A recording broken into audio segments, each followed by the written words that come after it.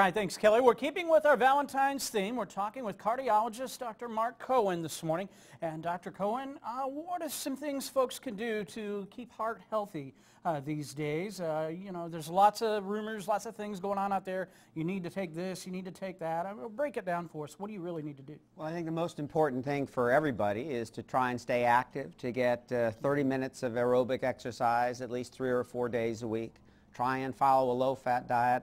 And in our area, the most important thing is to not smoke, watch your blood pressure, and make sure that you're trying to eat as heart-healthy a diet as you can. These are things that are really proven through the years to benefit everybody. As little as walking 30 minutes a day, 1 day a week makes a huge difference. So the more that you can do just usual type of activities, especially focusing on keeping weight down and not smoking, these are things that are really critically important. Okay, and how often should folks visit, let's say, a cardiologist on an annual basis, quarterly basis? What do you suggest? Well, there's really no set thing. It depends on if you're having any problems. Most people, what they need to do is see their family doctor, make sure their blood pressure is well controlled, make sure that that they don't have diabetes, to work hard on keeping weight down, keeping active, and not smoking. Those are things that we know pay huge dividends over the course of a person's life.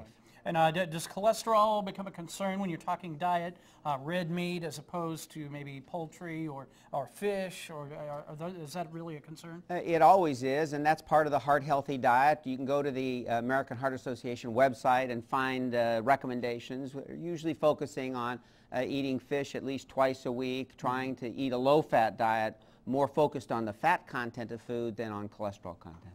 Okay. Well, great. We'll talk more with you in a few minutes. Right now, we're going to go to a break. More to come in your third hour Good Day right after this.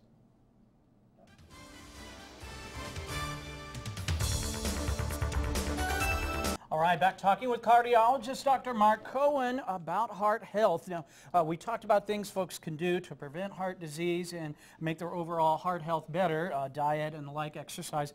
What about somebody, for whatever reason, one or another, they may not listen to what you have to say, or they're just not that healthy as far as their heart goes. They don't eat right, they don't get enough exercise, yada, yada, yada, whatever the case may be. What are some of the warning signs that these folks should be aware of if they are in trouble?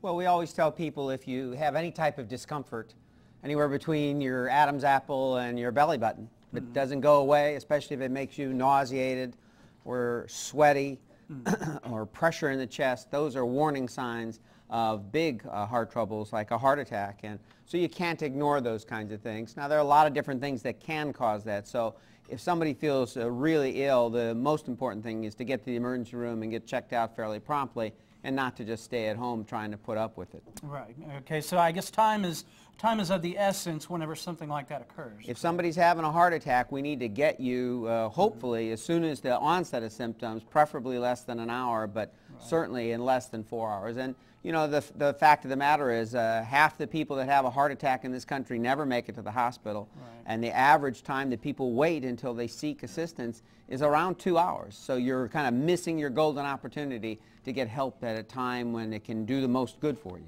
Yeah, now medical procedures have really improved dramatically, you know, in the last couple of decades. I mean, we used to talk about double and triple bypasses. Now we're talking even more than that, or angioplasty, the whole 9 yards.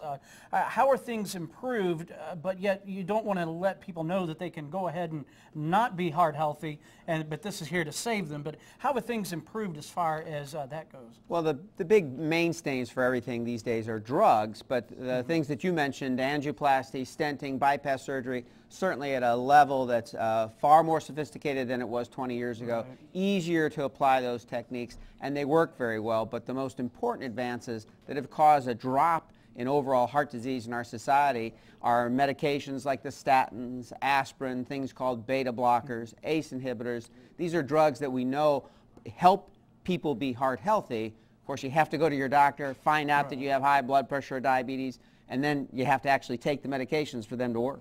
Okay. Do you suggest anything out there as far as maybe CoQ10, anything like that may help your heart at all? Do those really work, or is that just you know, a preponderance of information out there is that those are nothing more than a deep wallet biopsy. I mean, people, there's really no role for those things compared to eating a healthy diet, fruits, vegetables, fish, nuts, those kinds of things are far more beneficial.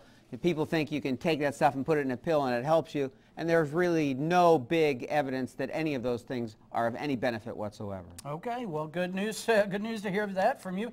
And thanks for coming in this morning, Dr. Mark You betcha. Cohen, cardiologist right here in the Albany area. Thank you. I'm going to go on over to Kelly now.